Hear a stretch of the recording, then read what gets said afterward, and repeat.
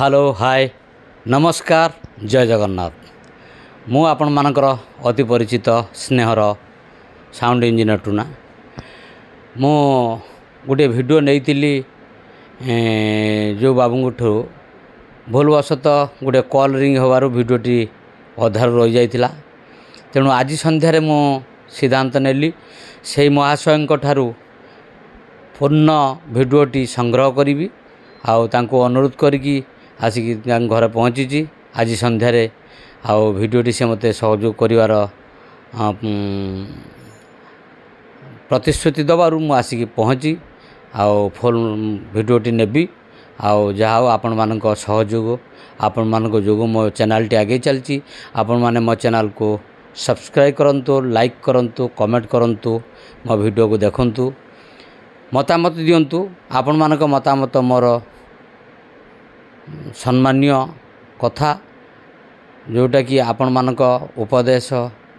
आदेश सब पालन करिया हमर उचित आ करूची मध्य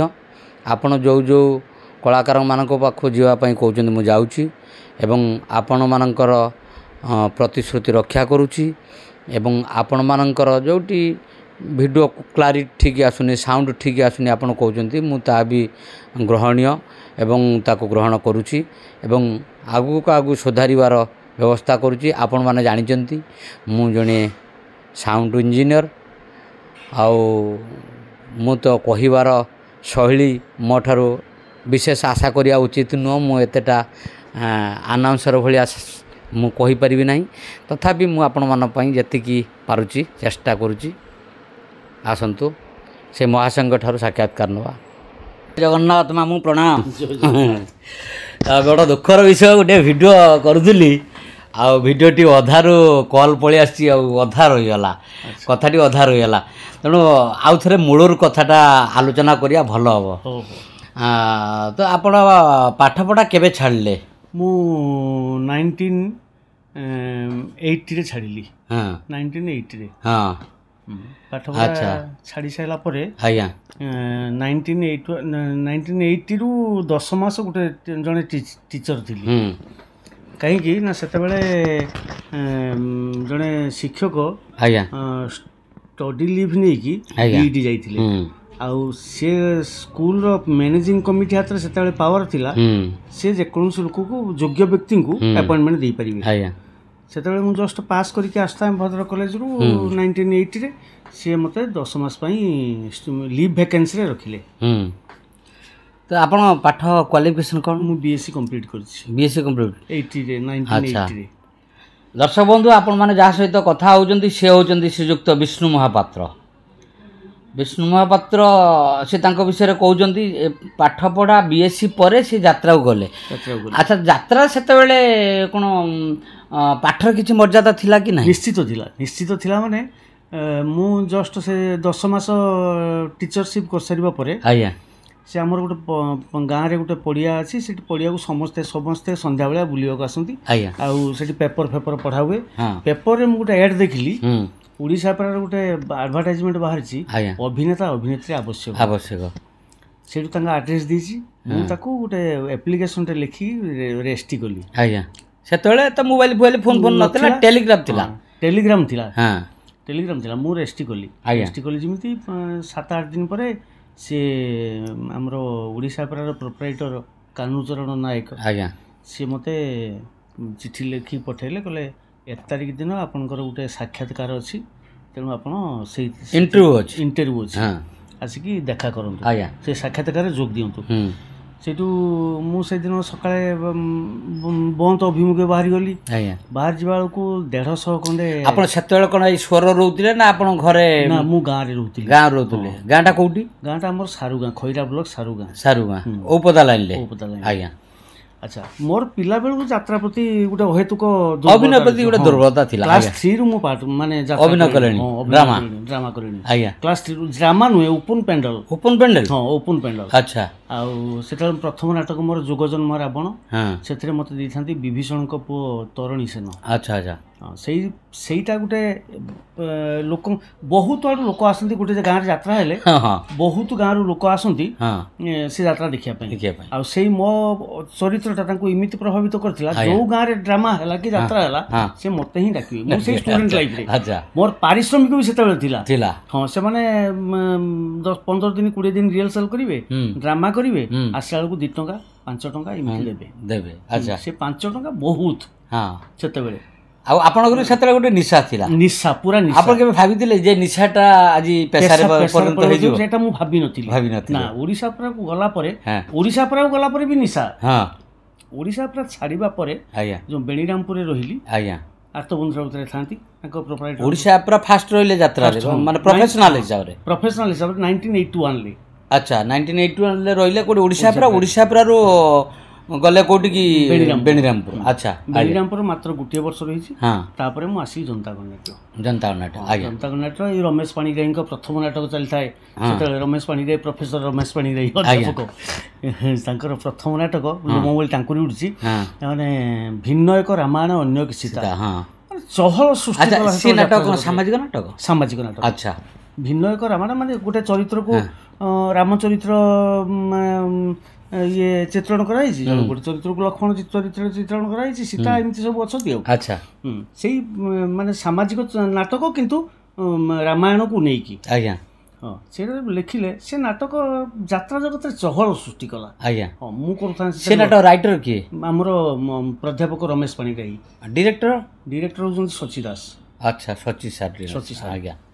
ଶଚୀ ସାର୍ ପରମାନେଣ୍ଟ ଡିରେକ୍ଟର ହେଉଛି ଆମର ଜନତା ଗଣନାଟ୍ୟ ଆଜ୍ଞା ଜନତା ସୋନାଲି ମାନେ ଶଚୀ ଦାସ ଆଉ ଆଚ୍ଛା ତାପରେ ସେଇଠୁ ଜନତା ଗଣନାଟ୍ୟରେ କିଛି ଦିନ ରହିବା ପରେ କିଛି ଦିନ ନୁହେଁ 5 ବର୍ଷ 6 ବର୍ଷ ଖଣ୍ଡେ ରହିଛି ଜନତା ଗଣନାଟ୍ୟରେ ରହିଲା ପରେ ଆସିଲି ମା ଗଣନାଟ୍ୟ ଗୋଟେ ହେଇଥିଲା ଆମର ଯାଜପୁର ରୋଡରେ ଆଚ୍ଛା ଏଇଠି ଗୋଟେ କଥା ଏଇ ଯୋଉ 5-6 ବର୍ଷ ଆପଣ ଜନତା ଗଣନାଟ୍ୟରେ ସେତେବେଳକୁ ଏଇ ଯୋଉ ଶାଗୁଣା ବସି ଡାଣା ମାରିଲେ ନାଟକ ହେଇଥିଲା ନା ହେଇନଥିଲା ସେତେବେଳେ ସମୟ କ'ଣ ନାଟକ ସବୁ ଥିଲା ସେତେବେଳେ ଥିଲା ଭିନ୍ନ ଏକ ରାମାୟଣ ଅନ୍ୟ ସୀତା ଆଜ୍ଞା ଆଉ ହେଉଛି ଡିମିର ଫୁଲ ପାଣିରେ କୁମ୍ଭୀର କୂଳରେ ବାଘ ଆଚ୍ଛା ଆଚ୍ଛା ଆଉ ହେଉଛି ଆମର ଯଦୁ ପଣ୍ଡା କରନ୍ତି ସେ ନାଟକ ମା ମାଟି ମମତା ଆଜ୍ଞା ଆଚ୍ଛା ହଉ ତାପରେ ଆମର ମା ଗଣନାଟ୍ୟ ତାରିଣୀ ଗଣନାଟ୍ୟ ସେକେଣ୍ଡ ପାର୍ଟି ମା ଗଣନାଟ୍ୟ ହେଲା ସେଠି ଗୋଟେ ବର୍ଷ ରହିଲି କିନ୍ତୁ ଭଲ ଲାଗିଲାନି ସେ ପାର୍ଟି ସେଇଠୁ ଗଲି ସାତଶଙ୍ଖ ଆଜ୍ଞା ସାତଶଙ୍ଖ ରହିବା ପରେ ଗୋଟେ ଭିନ୍ନ ଧରଣର ସ୍ୱାଦ ସେ ନାଟକରେ ମୁଁ ଯେତେ ଆଡ଼େ ଅଭିନୟ କରି ଆସିଲି ସେ ନାଟକରେ ନା ସବୁ ନାଟକରେ ମାନେ ସାତଶଙ୍କର ସବୁ ନାଟକରେ ଗୋଟେ ଭିନ୍ନ ସ୍ୱାଦ ପାଇ ଆଜ୍ଞା ତାମାନେ ଗୋଟେ ଯାତ୍ରା ଭାଙ୍ଗିଲା ପରେ ନିଜକୁ ଆତ୍ମତୃପ୍ତି ଲାଗିବ ଗୋଟେ ସେଲ୍ଫ ସାଟିସ୍ଫ୍ୟାକ୍ସନ ଲାଗିବ ଯେ ମୁଁ ଗୋଟେ ଚରିତ୍ର କରିଛି ଆଜ୍ଞା ଆଜ୍ଞା ହଁ ସିଏ ସୁରେନ୍ଦ୍ର ମହାନ୍ତି ଡିରେକ୍ଟର ନଗେନ ମହାନ୍ତି ବି ଡିରେକ୍ଟର ମାଲିକ ମାନେ ଡିରେକ୍ଟର ଆଉ ହେଉଛି ସିଏ ମତେ ମୋ ଭଏସ୍କୁ ମୋ ଚାଲିଚଳନକୁ ସୁଟ୍ କଲା ଭଳି ଡାଇଲଗ୍ ଲେଖୁଥିଲେ ଆଜ୍ଞା ବା ତେଣୁ ନାଟକ ସୁପରହିଟ୍ ହେଇଯାଉଥିଲା ମୁଁ ଯୋଉଟା କହିବି ସେଇଟା ହିଁ ଡାଇଲଗ୍ ଆଜ୍ଞା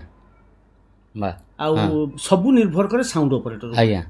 କେବଳ ସାଉଣ୍ଡ ଅପରେଟର ହିଁ ତାଙ୍କୁ ବଞ୍ଚେଇବ ଚିତ୍କାର ନାହିଁ କିଛି ନାହିଁ ଆମର ଗୋଟେ ନାଟକ ଥିଲା ଆମ ଗାଁ ରାସ୍ତା ତମ ସହରକୁ ଆଜ୍ଞା ସେଥିରେ ଛୁରୀ ନାହିଁ ପିସ୍ତଲ ନାହିଁ ପୁଲିସ ନାହିଁ ଗୁଣ୍ଡା ନାହିଁ ଭିଲିଆନ ନାହିଁ କିନ୍ତୁ ନାଟକ ସୁପରହିଟ୍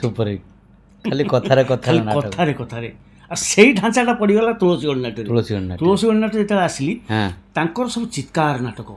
ସେତେବେଳେ ସବୁ ବଡ଼ ବଡ଼ ଆର୍ଟିଷ୍ଟ ପରିମଳ ପାତ୍ର ଆଉ ଆମର ଅତୁଲ ମାଇତି ଆମର ଖଗ ବାରିକ ସମସ୍ତେ ଖଗ ବାରିକର ଟିକେ ସୋସିଆଲ ଢାଞ୍ଚା ଅଛି କିନ୍ତୁ ଅତୁଲ ଚିତ୍ତପଣ୍ଡା ଥିବେ ଚିତ୍ତପଣ୍ଡା ପୋଷ୍ଟରେ ମୁଁ ଗଲି ଆଚ୍ଛା ଆଚ୍ଛା ଆଚ୍ଛା ଆପଣ ଗଲାବେଳକୁ ଚିତ୍ତପଣ୍ଡା ଛାଡ଼ି ଚିତ୍ତପଣ୍ଡା ଯେଉଁ କ୍ୟାରେକ୍ଟର କରୁଥିଲେ ମୁଁ ସେଇ କ୍ୟାରେକ୍ଟର କଲି ଆଜ୍ଞା ଆଚ୍ଛା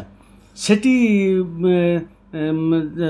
ମୁଁ ଗୋଟେ ବର୍ଷ ରହିସାରିବା ପରେ ତୁଳସୀରେ ତା ପର ବର୍ଷ ସେଠି ସବୁ ଦେଖିଲି ତାଙ୍କ ସହିତ ଥଳ ଦେବାକୁ ହେଲେ ଚିତ୍କାର କରି ଡାଇଲଗ୍ କହିବାକୁ ପଡ଼ିବ କିନ୍ତୁ ତା ପର ବର୍ଷ ମୁଁ କହିଲି ମୁଁ କେମିତି ମୋ ଫର୍ମରେ ପକେଇବି ସାତସଙ୍ଗ ଫର୍ମରେ କେମିତି ପକେଇବି ମୁଁ ଚିନ୍ତା କଲି ତାପର ବର୍ଷ ଆସିଲା ଆମର ମହେନ୍ଦ୍ର ସେଟ୍ ଯାହା କହୁଛୁ ମହେନ୍ଦ୍ର ଦାସ ମହେନ୍ଦ୍ର ଆଇଲା ଯେମିତି ଆଉ ସେଇଠୁ ତା ପାଇଁ ଗୋଟେ ନାଟକ ଲେଖାଗଲା ହରଣ ଗୁଣନ ମିଶାଣ ଫେରାଣ ସେଥିରେ ସେ ମେନ୍ ଭିଲିଆନ ହୁଡ଼ବେ ଏଇ ଯୋଉ ମାନିଆଟା ସେଇଠୁ ମତେ ମୁଁ ଇନ୍ସପେକ୍ଟର ହିରୋଟା କରୁଥାଏ ଇନ୍ସପେକ୍ଟର ସେ ଗୋଟେ ଥାନାକୁ ଯାଇଛି, ଗୋଟେ ଚ୍ୟାଲେଞ୍ଜିଂ ସିନ୍ ଅଛି। ସେ ଚିତ୍କାର କରି କହୁଛି, ଏ ଇନ୍ସପେକ୍ଟର ତୁ ବିଜୁଳି ଦେଖିଛୁ ହେଲେ ତା କରେଣ୍ଟ କେବେ ଖାଇନୁ। ଥରେ କରେଣ୍ଟ ଖାଇଗଲେ ଏ ଇନ୍ସପେକ୍ଟର ତୁ ବିଜୁଳି ଦେଖିଛୁ ହେଲେ ତା କରେଣ୍ଟ କେବେ ଖାଇନୁ। ସେଠୁ ମୁଁ ଡାଇଲଗ ମୁଁ କହିଲି ଏଇଟା ସାତସଙ୍ଗ ଆପ୍ଲାଏ କରିବି, ସାତସଙ୍ଗ ମୁଁ କହିଲି ଡିସୋଜା ତୁ ପାଣି ସହିତ ଖେଳ ଖେଳିଛୁ ହେଲେ ଭଉଁରୀ ଭିତରେ କେବେ ପଡ଼ିନୁ। ପୁରା ଟେକ୍ନିକଟା ଆପ୍ଲାଏ କଲେ। ଥରେ ଭଉଁରୀ ଭିତରେ ପଡ଼ିଗଲେ ପାଣିର ନାଁ ଧରିବାକୁ ତୋତେ ଡର ଲାଗିବ। ତାଳି ଆଉ ମୁଁ କହିଲି ଏଇ ତ ପାଇଗଲି, ମେଥଡ଼ ପାଇଗଲି, ଯିଏ ଚିତ୍କାର କରିବ କରୁ। ଶିବଲେଙ୍କା ଆସିଥିଲେ ନାଟକ ଦେଖିବାକୁ, ଆରେ ହେ ସେ ଟୋକାଟା କି ସେ ତା ଘର କୋଉଠି? ମୁଁ କହିଲି ସେଠୁ ସେ କହିଲେ ସେ ବିଷ୍ଣୁ ମହାପାତ୍ର ତା ଘର ଖଇରା। ଆରେ ସେ ଟୋକା ସେ ଯୋଉ ଡାଇଲଗ କହୁଛି ସେଟା ଫଲୋ କର ତମେ ଟିକେ, ସେ କେମିତି ଡାଇଲଗ କହୁଛି ମାନେ ମତେ ଲାଜ ଲାଗିଲା। ଗଦା ମହାନ୍ତି, ଆମର ସୁର ଦାସ, ଆମର ବିଜୟ ରଥ, ଖଗବାରିକି, ଏମାନେ ସବୁ ଏତେ ବଡ଼ ବଡ଼ ଆର୍ଟିଷ୍ଟ ସବୁ ଅଛନ୍ତି। ତା ଭିତରେ ମତେ ସେ କହିଦେଉଛି ଏ କଥାଟା, ସେ ଟୋକାଟା କ'ଣ କେମିତି ଡାଇଲଗ କରି ତାକୁ ଟିକେ ଫଲୋ କର। ମତେ ଆସିକି କିଏ ଜଣେ କହିଲେ ହେଉଛି ବିଷ୍ଣୁବାବୁ ଏମିତି ବାବୁ ଶିବବାବୁ ଏଇଆ କହିକି ଗଲେ। ମତେ ଭାରି ଲାଜ ଲାଗିଲା ସେମାନଙ୍କ ଆଗରେ। ସ୍ୱାଭାବିକ ଲାଗିବ ନିଶ୍ଚିତ, ସିନିୟର ସେମାନେ ଅଛନ୍ତି, ଯେହେତୁ ମୋ ଠାରୁ ବହୁତ ସିନିୟର ନା, ସିନିୟର ଅଛନ୍ତି। ଯାହା ମତେ ସେଇଟା ବହୁତ ଖୁସି ଦେଇଥିଲା। ଆଉ ତୁଳସୀ ଗଣନାଟ୍ୟ ପରେ ତ ସବୁ ବିଭିନ୍ନ ପାର୍ଟିରେ ରହିକି ବାଘା। ତୁଳସୀ ପରେ ଗୌରୀ କେତେ ବର୍ଷ? ଗୌରୀ ରହିଲି 3 ବର୍ଷ, ତୁଳସୀ 2 ବର୍ଷ, 5 ବର୍ଷ। ଜ୍ଞାନନ୍ନାଙ୍କ ସହିତ କୋଉଠି ଥିଲେ? ସାତସଙ୍ଗରେ ଥିଲେ। ସାତସଙ୍ଗ ପରେ ଆଉ କୋଉଠି ରହିନାହାନ୍ତି? ସାତସଙ୍ଗରେ ପରେ ଆଉ ରହୁନି। ଜ୍ଞାନ ବି ମାନେ ସୋସିଆଲ ଆର୍ଟିଷ୍ଟ, ସିଏ ସେଇ ଫର୍ମ ଡାଇଲଗ, ସିଏ ବି ପୁରା ସେଇ ମେଥଡରେ ଡାଇଲଗ କହିଲା ଯୋଉଠିକି ଗଲେ ମୁଁ ତା ଡାଇଲଗ ଶୁଣିଲି। ହଁ ଆଚ୍ଛା। ତାପରେ କେତେ ବର୍ଷ ରହିଲେ ଯାତ୍ରାରେ? ଯାତ୍ରାରେ ମୁଁ ରହିଲି ପ୍ରାୟ 43-44 ବର୍ଷ। ଆପଣଙ୍କର ସବୁଠୁ ଭଲ ଚରିତ୍ର ପାଇଥିବା ନାଟକଟା କ'ଣ? ଆପଣଙ୍କୁ ସଫଳତା ଦେଇଥିବା ନାଟକ? ସଫଳତା ଦେଇଥିବା ନାଟକ ତ ହେଉଛୁ ଏକରେ ସାରଙ୍କ ନାଟକ, ଆମର ରମେଶ ପାଣିଗ୍ରାହୀଙ୍କ ନାଟକ ଭିନ୍ନ ଏକ ରାମାୟଣ ଅନ୍ୱେଷିତା। ତା ଛଡ଼ା ମୋର ସାତଶଙ୍କର କନ୍ୟାଦାନ ମହାପୁଣ୍ୟ, ଆଉ ତୁଳସୀର କାଳି ଗୁରି ସାବନୀ ମୁଁ କାଳୀ ପ୍ରସନ୍ନ କରୁଥିଲି। ତାପରେ ବୈକୁଣ୍ଠ ସମାନାହା ଅଟେ ସେଇ ଘର ସାତଶଙ୍କ, ଏଇଗୁଡ଼ା ମୋତେ ସଫଳତା ଆଣିଦେଇଛି ଏବଂ ମୋତେ ଲୋକଲୋଚନକୁ ନେଇ ଆସିଛି। ସେ ନାଟକର କୋଉ ନାଟକର ମାନେ ସଂଳାପ ମନେ ନାହିଁ? ସଂଳାପ ମନେ ନାହିଁ ଆଉ। 40-45 ବର୍ଷ। ବର୍ତ୍ତମାନ ବୟସ କେତେ ହେଲା ଆପଣଙ୍କୁ? ବର୍ତ୍ତମାନ 70 ଆଉ 70 ଆଉ 70। ତାହେଲେ ଆପଣ ଯାତ୍ରାକୁ ଯାଇଥିଲେ ଯେତେବେଳେ କେତେବେଳେ 22-23 ବର୍ଷ? ହଁ, ମାନେ ଯାଇଥିଲି 11-5-17, 17-4, 21-22 ବର୍ଷରେ ଆଉ। ଆଚ୍ଛା, ଯାତ୍ରା ଛାଡ଼ିଲେ କାହିଁ? ଆପଣ ତ ଚାହିଁଥିଲେ ଯାତ୍ରା ରହିପାରିଥାନ୍ତେ। ଯାତ୍ରା ଛାଡ଼ିଲେ ପିଲାମାନେ ଆଉ ରାଜି ହେଲେନି। ପିଲାମାନେ ଟିକେ ଇଏ ହେଲା ପରେ ସେମାନେ ଚାହିଁଲେନି, ବାପା ଡାଇବେଟିସ୍ ହେଲାଣି, ଆଉ ରାତି ଅନିଦ୍ରା ହୁଅନି, ଘରେ ରୁହ। ଆଉ ତାପରେ ମୁଁ ଦେଖିଲି ଯାତ୍ରା ଛାଡ଼ିଲେ ବି ଆମର ଜଳେଶ୍ୱରରେ 20-25ଟା ଖଣ୍ଡେ ଯାତ୍ରାପାଟି ଅଛି। ହଁ, ସେଠି ମୁଁ ପ୍ରତିବର୍ଷ ପ୍ରାୟ 3-4ଟା ନାଟକ ମୋତେ ମିଳୁଛି। ସେଠି 10 ଦିନିଆ ଡିରେକ୍ସନ୍ କରିବା ପାଇଁ ମିଳୁଛି। ଆଉ ତେଣୁ ମୁଁ ଯାଏ, ଏଇ ନାଟକ ଫଟୋ ଏଡିଟିଂ କରିଦେଇକି ମୁଁ ଯାଇକି ନିଜେ ଡିରେକ୍ସନ୍ କରେ, ନିଜ ଇଏ ନାଟକ ଦେଇଦେଇକି ପଳେଇ ଆସେ। କିଛି ପଇସା ମିଳେ, ସେ ଆଡ଼ଜଷ୍ଟ ମାନେ ମୋ ଖର୍ଚ୍ଚଟା ହେଇଯାଏ, ସେ ପିଲା କେହି ନିଅନ୍ତିନି ମୋ ପଇସା। ଆଚ୍ଛା, ତ ଏଇ ଯେଉଁ ଯାତ୍ରାରେ ରହଣି ଭିତରେ ଆପଣ ଯେଉଁ ପିଲାମାନେ ସବୁ ଉଚ୍ଚଶିକ୍ଷିତ ହେଇଛନ୍ତି, ଯାତ୍ରାକୁ ପିଲାମାନେ ଆକ୍ସେପ୍ଟ କରନ୍ତି ନା ଘୃଣା କରନ୍ତି? ନା, କରନ୍ତି। କାହିଁକି ନା ସେ ଯାତ୍ରା ପଇସାରେ ସେମାନେ ଉଚ୍ଚଶିକ୍ଷିତ ହେଇଛନ୍ତି।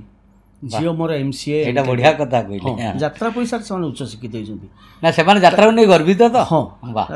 କାହିଁକି ନା ଯାତ୍ରାରେ ମୋର କୌଣସି ଇଏ ନାହିଁ, ମୋ ଏଗନେଷ୍ଟରେ କିଛି ଇଏ ନାହିଁ। ମୁଁ ସବୁବେଳେ ଚୁପଚାପ ଯାତ୍ରାରେ। ଆଉ ଝିଅ ମୋର MCA MTech, ପୁଅ ମୋର ପଲିଟିକାଲ ସାଇନ୍ସରେ PG ବାଣୀବିହାରରେ ପ୍ରେସିଡେଣ୍ଟ ଥିଲା। ଆଉ ହେଉଛି ଜର୍ଣ୍ଣାଲିଜିମ୍ କରିଛି, LLB କରିଛି, ସବୁ ସେ ବାଣୀବିହାରରେ 7 ବର୍ଷ ସେ କଣ୍ଟିନ୍ୟୁ କରିଛି। ତାପରେ ସେ ନିଜେ ଚାହିଁଲା ମୁଁ ଆଉ ଚାକିରି କରିବିନି, ଟୋଟାଲି ଚାକିରି ଫରେ ସେ ନଥିଲା, ତେଣୁ ବିଜନେସ୍ କଲା। ଆଉ ବିଜନେସ୍ ମାନେ ଭଲ ବିଜନେସ୍, ମାଇନ୍ସ ବିଜନେସ୍ କରୁଛି। ଆଉ ତାପରେ ମେଡ଼ିସିନ ଷ୍ଟୋର ଗୋଟେ ଅଛି। ଆପଣ ଯାତ୍ରାରେ ରହଣି ଭିତରେ ଆପଣ ଭଉଣୀ ଜଣେ ଯାତ୍ରା କଳାକାରଙ୍କୁ ମ୍ୟାରେଜ୍ କରିଥିଲେ? କାହିଁକି ନା ମୋ ଭଉଣୀ ଯାହାକୁ ମ୍ୟାରେଜ୍ କରିଥିଲା ସେ ମୋ ସାଙ୍ଗ ଥିଲା। ଆମେ ସାଙ୍ଗରେ ଥିଲୁ ଜନତା ଗଣନାଟ୍ୟରେ। ତାଙ୍କ ନାଁ ଟିକେ କଣ? ପ୍ରଫୁଲ୍ଲ ନାୟକ। ତାଙ୍କ ନାଁଟା ହେଉଛି ପ୍ରଫୁଲ୍ଲ ନାୟକ। ହଁ, ସେ ଜଣେ ଭେଟରାନ୍ ଆର୍ଟିଷ୍ଟ। ସେତେବେଳେ ପ୍ରଫୁଲ୍ଲ ନାୟକ, ନିରୋ ସ୍ୱାଇଁ, ମୁଁ ବିଷ୍ଣୁ ମହାପାତ୍ର, 3 ଜଣ ମାନେ ହୁଲୁସ୍ତୁଲୁ ଯାତ୍ରା ଜଗତରେ ସେତେବେଳେ ହୁଲୁସ୍ତୁଲୁ। प्रफुल्ल नायक बड़ भाई मो सान भाई नीर स्वाई होउचंती हमर विलियन आज्ञा हाँ ସେଇଠୁ ସେ ପ୍ରଫୁଲ୍ଲର ମୋର ଅତି ସାଙ୍ଗ ହଁ ତେଣୁ ସେ ମୋ ସାଙ୍ଗରେ ଘରକୁ ବେଳେ ବେଳେ ଆସିଲା ବେଳେ ତାଙ୍କ ଭିତରେ ଆଟାଚମେଣ୍ଟ ବଢିଗଲା ସେମିତି ହୁଏ ହେଇଗଲା ଯେତେବେଳେ ଝିଅ ଭଉଣୀ ଯେତେବେଳେ ଚାହିଁଲା ତାକୁ ବାହା ବୋଲି ମୁଁ ପ୍ରଫୁଲ୍ଲକୁ ପଚାରିଲି ମୁଁ କହିଲି ତୁ ରାଜି କି ନା ହଁ ବାହାର କରିଦେଲୁ ଆଉ କିଛି ତାର ଡିଷ୍ଟର୍ବାନ୍ସ କିଛି ନାହିଁ କି କେହି ମନା କରିବାର ନାହିଁ ସେତେବେଳେ ମୁଁ ଅଲ୍ ଇନ୍ ଅଲ୍ ଥିଲି ଆପଣ କେତେ ଭାଇ ଆମେ 4 ଭାଇ ଆପଣ ବଡ଼ ନା ସାନ ମୁଁ ବଡ଼ ଆପଣ ବଡ଼ ଆଉ 3 ଭାଇ ଗାଁରେ ରହୁଛନ୍ତି ନା ଜଣେ ରହୁଛି କଳାହାଣ୍ଡିରେ ତାଙ୍କ ସ୍ତ୍ରୀ ହେଉଛି ଆମର CDPO ଅଙ୍ଗନବାଡ଼ି ଯେଉଁ CDPO ଆଜ୍ଞା ଆଉ ସିଏ ତାର ଆମର LICରେ କ'ଣ କରୁଛନ୍ତି ଆଉ ତାପରେ କୋଚିଂ ସେଣ୍ଟର କରୁଛନ୍ତି ଆଜ୍ଞା ମୋ ତଳ ଭାଇ ସିଏ ତାପରେ ତା ତଳ ଭାଇ ଆମ ସ୍ୱର ରହୁଛି ସିଏ ବି ବିଜନେସ୍ କରୁଛି ଆଉ ଗୋଟିଏ ଭାଇ ଗାଁରେ ରହୁଛି ସାନ ଭାଇ ଏମିତି ଆଚ୍ଛା ହଁ ହଁ 3 ଭାଇ ଆପଣ ଲगे 4 ଭାଇ ଆଚ୍ଛା ଆପଣଙ୍କ ଫ୍ୟାମିଲି କହିଲେ ଗୋଟିଏ ଝିଅ ଗୋଟିଏ ପୁଅ ଗୋଟିଏ ପୁଅ ଆଚ୍ଛା ତାଙ୍କ କାମ ସାରି ଦେଇଛନ୍ତି ତାଙ୍କ କାମ ସାରି ଦେଇଛି ଆଉ ଆପଣ ବର୍ତ୍ତମାନ ବସିକି କ'ଣ କରୁଛନ୍ତି ଆପଣ ଗୋଟେ ମେଡିସିନ ଷ୍ଟୋର ଥିଲା ନା କ'ଣ ମେଡିସିନ ଷ୍ଟୋର ଏବେ ବି ଅଛି ସେଟା ଫ୍ରାଞ୍ଚାଇଜି ଟିକେ ଦେଇ ଦେଇଛୁ ଆଜ୍ଞା ଆଉ ଆମ ପିଲା ମିଳିଲେନି ବସିବା ପାଇଁ ତାକୁ ଇଏ କରିବା ପାଇଁ ଡକ୍ଟର ବି ଆସୁଥିଲେ ଆଉ ପିଲା ମିଳିଲେନି ତାକୁ ଫ୍ରାଞ୍ଚାଇଜି ଟିକେ ଦେଇ ଦେଇଛୁ ତାପରେ ମୋର ଗୋଟେ ବେକାରୀ ଇଏ ଫ୍ୟାକ୍ଟ୍ରି ଅଛି ସେଟା ବୁଝିବୁ କେତେବେଳେ ମେଡିସିନ ଷ୍ଟୋର ବୁଝିବୁ କେତେବେଳେ ପିଲା ଅଛନ୍ତି ବୁଝିବା ପାଇଁ ତାହେଲେ ମୋଟାମୋଟି ଯାତ୍ରା ଛାଡ଼ିଲା ପରେ ଆପଣ ଖୁସିରେ ଶାନ୍ତିରେ ଅଛନ୍ତି ବହୁତ ଶାନ୍ତିରେ ଅଛି କାହିଁକି ଆଜ୍ଞା ମୋର ହେଉଛି ମୋ ପିଲାମାନେ ସବୁ କୋଅପରେଟିଭ୍ ମୋତେ ମୁଁ ଯେଉଁଟା ମାନେ ଇଏ କରେ ସେମାନେ ଗ୍ରହଣ କରିନିଅନ୍ତି ଆଉ ବହୁଟି ମୋର ଆସିଛି ସେମିତି ସିଏ ବହୁତ ମୋର ମାନେ ବହୁତ କୋଅପରେଟିଭ୍ ତଥା ସବୁବେଳେ ମୋର କେୟାର ନିଏ ମାନେ ବହୁ କୋଉଠୁ ଆଣିଛନ୍ତି ବହୁ ଜଗତସିଂହପୁର ବାଲେଶ୍ୱରରେ ଘର ଜଗତସିଂହପୁର ବାଇପାସ୍ ଯେଉଁ ତାରପୁର ବାଇପାସ୍ ଆଜ୍ଞା ଆଚ୍ଛା ତାହେଲେ ଜଣେ ଯାତ୍ରା କଳାକାର ଜଣେ ଅବ୍ୟାହତ କଳା ଜଗତରୁ ଅବ୍ୟାହତ ନେଲା ପରେ ବି ତା ମନ ଭିତରେ ଥାଏ ଦୁଃଖ ଥାଏ ଟିକେ କେତେବେଳେ ମୁଁ ମଞ୍ଚକୁ ଚାଲିଯାଏ ସେମିତି କେବେ ଜୁଟିଲାନି ସେମିତି କେବେ ଜୁଟିନି ସେମିତି ମୋର କେବେ ଆସେନି କାହିଁକି ନା ମୁଁ ସେଟା ବଜାୟ ରଖିଛି ଡିରେକ୍ସନ ମାଧ୍ୟମ ବଜାୟ ରଖିଛନ୍ତି ଯାହା ହଉଛି ଯୋଉ ବାଟେ ହଉ କଳାଟାକୁ ନା ସେଠି ବହୁତ ପ୍ରେଷ୍ଟିଜ୍ ଭଗବାନ ବୋଲି ଭାବନ୍ତି ମାନେ ଜଳେଶ୍ୱର କଳାକାର ମାନେ ସବୁ ବହୁତ ତାପରେ ଆମର ଗାଁ ଗହଳ ଡ୍ରାମାରେ ବି ଆମର ଏଇ ମୁଁ ପରମାନେଣ୍ଟ ଯାଏ ରମ୍ଭା ଡିଆଁଡି ବୋଲି ଗୋଟେ ଗାମ ଅଛି ଗାଁ ଅଛି ସେଠି ହେଉଛି ମୁଁ ପରମାନେଣ୍ଟ ଯାଏ ପ୍ରତିବର୍ଷ ମକର ମେଳା ବେଳକୁ ମୁଁ 2 ରାତି ନାଟକ କରେ ସେଠି ମୋର ବହୁତ ଷ୍ଟୁଡେଣ୍ଟ ଅଛନ୍ତି ସେ ଆମର ଅରୁଣ ବସନ୍ତ ନାୟକ ଅରୁଣ ନାୟକ ଆଉ ସେମାନେ ମାନେ କୌଣସି ଗୁଣରେ ଭେଟରାନ୍ ଆର୍ଟିଷ୍ଟ ମାନଙ୍କ ଠାରୁ କମ୍ ନୁହଁ ଆଚ୍ଛା ଆଉ ହେଉଛି ହେମନ୍ତ ନାୟକ ଏମାନେ ସବୁ ଯେଉଁ କଳାକାର ମାନେ ସେମାନେ ମାନେ ହଉଛୁ ଯାତ୍ରାରେ ମାନେ ସେମାନେ ଯେଉଁ 2 ରାତି ମାନେ କରନ୍ତି ଅପେରା କରନ୍ତି ସେ ଭେଟରାନ୍ ଆର୍ଟିଷ୍ଟ ଠାରୁ କମ୍ ନୁହନ୍ତି ସେମାନେ ବହୁତ ବଢ଼ିଆ କରନ୍ତି ଆଉ ଦର୍ଶକ ହୁଅନ୍ତି ଗୋଟେ ପ୍ରଫେସନାଲ ପାର୍ଟିରେ ଯେଉଁ ପ୍ରକାର 3000 4000 ତାଙ୍କର ବି ସେଠି 3000 4000 ହୁଅନ୍ତି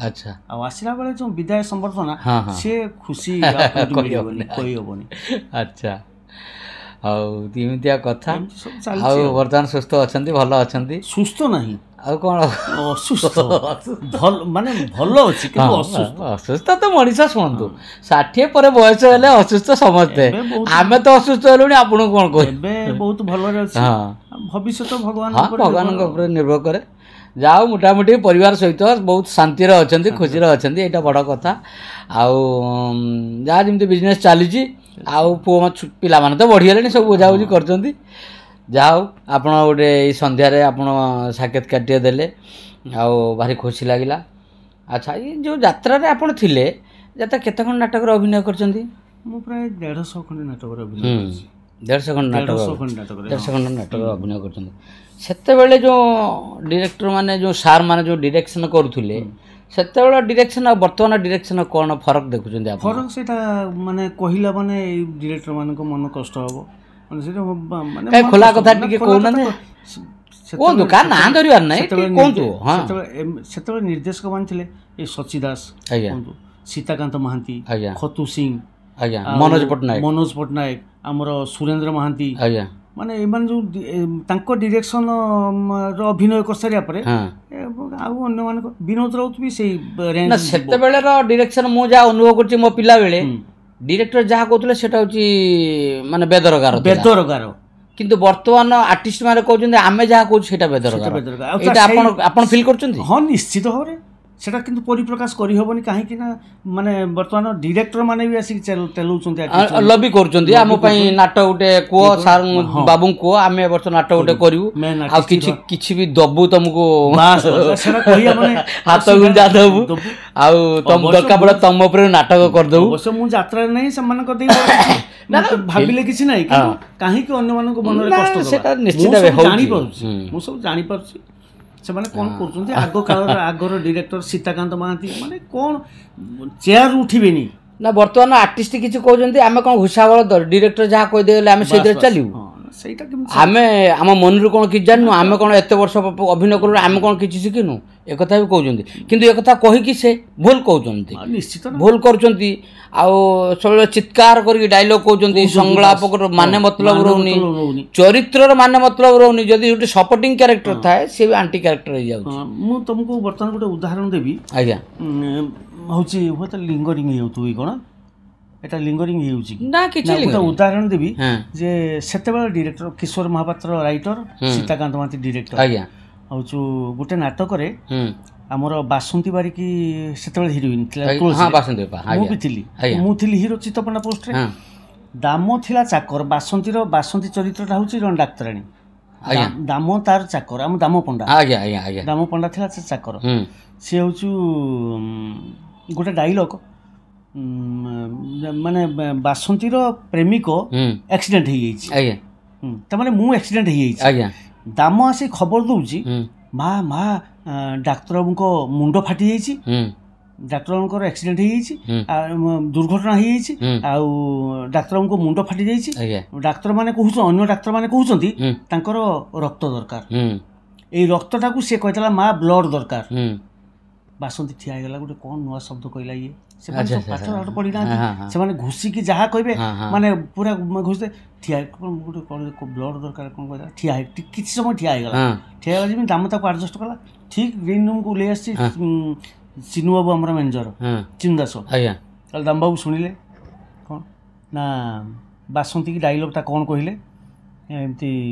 ନା ତମେ ବ୍ଲଡ୍ କ'ଣ କହିଲ ବ୍ଲଡ୍ ଲେଖା ହେଇଛି ଖାତାରେ କିଶୋର ମହାପାତ୍ର ଲେଖିଛନ୍ତି ମୁଁ ଏତେ ଟଙ୍କା ଦେଇକି ରାଇଟର ଆଣିବି ତମେ ଯଦି ରାଇଟର ହେଇଥାନ୍ତ ତମେ କାହିଁକି ବ୍ଲଡ୍ କହିଲ କାହିଁକି ରକ୍ତ ଲେଖା ହେଇଛି ତମେ ବ୍ଲଡ୍ କହିଲ କାହିଁକି ଏଇ ଏକ୍ସପ୍ଲାନେସନ୍ ସେତେବେଳେ ମାଗୁଥିଲେ ବର୍ତ୍ତମାନ କିଛି କହିପାରିବେନି ବର୍ତ୍ତମାନ କିଛି କହିହେବନି ତମେ ମନକୁ ଯାହା କହିଦେଇ ପାରିବ କିଛି ନାହିଁ। ଆଚ୍ଛା ମୁଁ ଆଉ ଗୋଟେ କଥା ମୁଁ ଆପଣଙ୍କୁ ପଚାରୁଛି ବର୍ତ୍ତମାନ ଯାତ୍ରା ଜଗତ କଳା ଜଗତ ଯାତ୍ରା ଜଗତ ଖାଲି କହିଲେ ହବନି ଫିଲ୍ମ ହଉ ଯାତ୍ରା ହଉ ସମ୍ପୂର୍ଣ୍ଣ ଲଙ୍ଗଳା ଆଡ଼ିକି ଗତି କରୁଛି ଅଶ୍ଳୀଳତା ଆଡ଼ିକି ଗତି କରୁଛି ଏଥିପାଇଁ ଦାୟୀ କିଏ ଆପଣଙ୍କ ମତରେ କ'ଣ? ଏଥିପାଇଁ ଦାୟୀ ହେଉଛନ୍ତି ନିଜେ ପ୍ରଯୋଜକ ଆଜ୍ଞା ହଁ ଆଉ ହେଉଛି କମିଟି ପ୍ରଥମେ ପ୍ରଯୋଜକ ଦ୍ୱିତୀୟରେ କମିଟି ଦର୍ଶକ ଆମେ ଦର୍ଶକ ଆମେ ଯାହା ଦେଖିବା ସେ ଦେଖିବେ ଦର୍ଶକ ଚାହୁଁଛନ୍ତି ଆମ ଯଦି ମଞ୍ଚକୁ ବି ଛାଡ଼ିବେ ଆମେ ଯାଇକି ନଙ୍ଗଳାକି ନାଚିବୁ କିନ୍ତୁ ସେ ସୁଯୋଗଟା ଦେଉଛି କିଏ? ପ୍ରଯୋଜକ ଦେଉଛନ୍ତି ପ୍ଲସ୍ ଆମର କମିଟି ଦେଉଛନ୍ତି ଏ ହେଉଛି କଥା ଟୋଟାଲି ବନ୍ଦ ହେଇଯିବା ଦରକାର। ଏବେ ତ ଖଣ୍ଡଗିରି କୁମ୍ଭମେଳା ମହାକୁମ୍ଭମେଳା ଆରମ୍ଭ ହେବ ଖଣ୍ଡଗିରି ମାନେ ଯାତ୍ରା ସମାରୋହ ଆରମ୍ଭ ହେବ ଯାତ୍ରା ସମାରୋହରେ ବର୍ତ୍ତମାନ ଲଙ୍ଗଳା ନୃତ୍ୟକୁ ବ୍ୟାନ୍ କରାଯାଇଛି ଯେ ଏଇ 3 ଜଣ ଆଇଟମ୍ ଗାର୍ଲ ମତଲବ ଲଙ୍ଗଳା ନୃତ୍ୟ ବନ୍ଦ ହେବ ଆପଣଙ୍କ ମତରେ କ'ଣ ଏଇଟା ଠିକ୍? ଏକଦମ ଠିକ୍ 100% ଠିକ୍ ସ୍ୱାଗତ ଯୋଗ୍ୟ ପଦକ୍ଷେପ। ଆଚ୍ଛା ଯାତ୍ରା ଆଉ କ'ଣ ଚାହିଁଲେ କ'ଣ କଲେ ଭଲ ହେଇପାରିବ ଆପଣଙ୍କ ମତରେ କ'ଣଟା? ଯାତ୍ରା ତ ଯେଉଁ ସାଜସଜ୍ଜା ତ ବର୍ତ୍ତମାନ ବହୁତ ଡେକୋରେସନ୍ ସବୁ ବିଭିନ୍ନ ପାର୍ଟିରେ ବିଭିନ୍ନ ପ୍ରକାର ଡେକୋରେସନ୍ କଲେଣି ଉନ୍ନତ ଧରଣର ଡେକୋରେସନ୍ ଆମ ବେଳେ ଡେକୋରେସନ୍ ତ ଠିକ୍ ଅଛି ବାକି ନାଟକ ଉପରେ କ'ଣ କରାଯାଏ? କେବଳ ଷ୍ଟୋରି ନାଟକ ପରିବାର ବସିକି ଦେଖିପାରିବେ ନାଟକରେ ଷ୍ଟୋରିଟା ମଜବୁତ ଥିବା ଦରକାର ନାଟକର ଯଦି ଷ୍ଟୋରି ମଜବୁତ ଅଛି ଇଏ ଆର୍ଟିଷ୍ଟ କ'ଣ କରୁଛି ସେ ଆର୍ଟିଷ୍ଟ କି ଅଭିନୟ କରୁଛି ସେ ଆର୍ଟିଷ୍ଟ ସେ ହିରୋଟା କରିପାରୁନି ସେ ହିରୋଇନ୍ଟା କରିପାରୁନି ଲୋକ ମୋଟେ ବାଛି ପାରିବେନି ଷ୍ଟୋରି ଉପରେ ଭାସିଯିବେ ପୁରା ଷ୍ଟୋରି ଉପରେ ଭାସିଯିବେ। ସେତେବେଳେ ଆପଣଙ୍କ ସମୟରେ ଯିଏ ନାଟକ ଲେଖୁଥିଲେ କି ଯିଏ ଡିରେକ୍ସନ୍ କରୁଥିଲେ ଜଣେ ଜଣେ ସାର୍ ହିସାବରେ ଜଣେ ରହୁଥିଲେ ନାଟକରେ ବର୍ତ୍ତମାନ ତ ସେମିତି ରହୁନାହାନ୍ତି 10 ଦିନ ଭିତରେ ଗୋଟେ ନାଟକ ପ୍ରସ୍ତୁତ ହେଇଗଲା ତାପରେ ଯେଉଁ ଆର୍ଟିଷ୍ଟ ନାଟକକୁ ମାନେ କ'ଣ କରୁଛନ୍ତି ବିକଳାଙ୍ଗ କରୁଛନ୍ତି ସେଥିପାଇଁ ଦାୟୀ କିଏ? ସେଥିପାଇଁ ପରିଚାଳକ ଦାୟୀ ନା କିଏ ଦାୟୀ? ପରିଚାଳକ ଦାୟୀ। ପରିଚାଳକ ମୁହଁ ଖୋଲି କହିପାରୁନାହାନ୍ତି କହିପାରିବେନି ବର୍ତ୍ତମାନ ଯେଉଁ ପ୍ରକାର ସିଚୁଏସନ୍ ଯାତ୍ରାରେ ହେଲାଣି କହିପାରିବିନି ବଡ଼ ବଡ଼ ଆର୍ଟିଷ୍ଟମାନଙ୍କ ପାଖରେ ସେମାନେ ବିକ୍ରି ହେଇଯାଉଛନ୍ତି କାରଣ ସେଇଟା ଢେର କଥା ତାର ଆଭ୍ୟନ୍ତରୀଣ କଥା ଭିତର କଥା ତ ଖୋଲି ହବନି ମାନେ ଓଢ଼ଣା ଭିତର ମୁହଁଟା ଖୋଲି ହବ ସେ ପ୍ରକାର ମାନେ ଇଏରେ ସମ୍ମୁଖୀନ ହେଇଛି ସେ ପରିଚାଳକ ମାନଙ୍କୁ ଦରମା କରିଦେବି ମତେ ଏତିକି ଦବ ସେ ସିଚୁଏସନରେ ଆପଣ ଫିଲ୍ କରିଛନ୍ତି ସମ୍ମୁଖୀନ ହେଇଛି ଏବଂ ଦେଇଛି ମତେ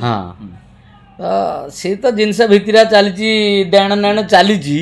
ତା ସଙ୍ଗେ ସଙ୍ଗେ ନାଟକର ବିକଳାଙ୍ଗ ଯେଉଁ କରୁଛନ୍ତି ତାଙ୍କୁ ବି ମାଲିକ ମ୍ୟାନେଜର କହିପାରୁନାହାନ୍ତି ମୁଁ କହିଲି ଯେ ମୁଁ ପଇସା ଯେଉଁ କଥା କହିଲେ ଯେ ରକ୍ତ କହିବାର ଥିଲା ବ୍ଲଡ଼ କ'ଣ ପାଇଁ କହିଲ କିନ୍ତୁ ବର୍ତ୍ତମାନ ଚରିତ୍ର ଚେଞ୍ଜ କରିଦେଉଛନ୍ତି ଆର୍ଟିଷ୍ଟ ମାନେ କିନ୍ତୁ ମ୍ୟାନେଜର କି ମାଲିକ କହିପାରୁନାହାନ୍ତି କ'ଣ ଦୁର୍ବଳତା ରହୁଛି ସେଟା ସେମାନେ ଜାଣିଥିବେ ଦର୍ଶକ ମଣ୍ଡଳୀ ଜାଣିଥିବେ ଆମେ ଆଉ ଖୋଲିକି କହିବା ଠିକ୍ ନୁହଁ ଯାହା ବହୁତ କିଛି କଥା ଆଲୋଚନା କଲେ ଆପଣଙ୍କ ଖୋଲା କଥା ଭାରି ବଢ଼ିଆ ଲାଗିଲା ଯାହା ଆପଣଙ୍କଠୁ ସାକ୍ଷାତକାର ନେଲି ଆଉ ରହୁଛି ଆଜ୍ଞା ହଉ ପ୍ରଣାମ ଜୟ ଜଗନ୍ନାଥ ଆଜ୍ଞା।